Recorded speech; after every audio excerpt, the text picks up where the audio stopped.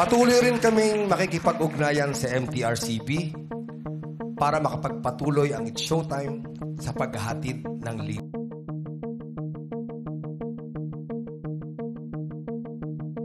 Live na live ngayong araw, September 5, 2023 ang noontime show na It's Showtime.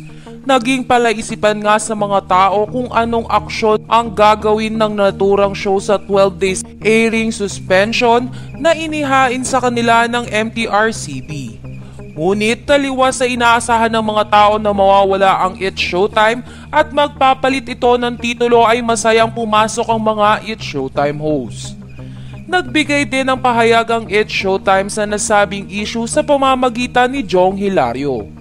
Ayon kay Jong Hilario, natanggap namin ang ruling ng MTRCB na nag-uutos na isuspinde ang It's Showtime sa loob ng 12 araw. Mula sa pinalidad na desisyong ito, kami ay maghahain ng motion for consideration dahil naniniwala kami na walang nangyaring paglabag sa anumang batas.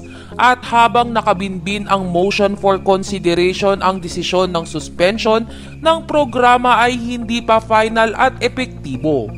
Kaya sa ngayon ay patuloy nyo pong mapapanood ang It's Showtime.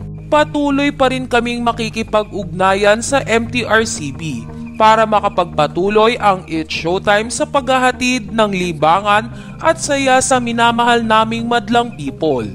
Buong puso po kaming nagpapasalamat sa lahat ng nagmamahal at sumusuporta sa It's Showtime.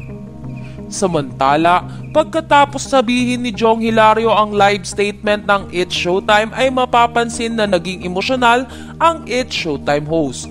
Lalo na si Jong Hilario na mapapansin ang pag-crack ng boses nito habang binabasa ang official statement ng kanilang show sa MTRCB.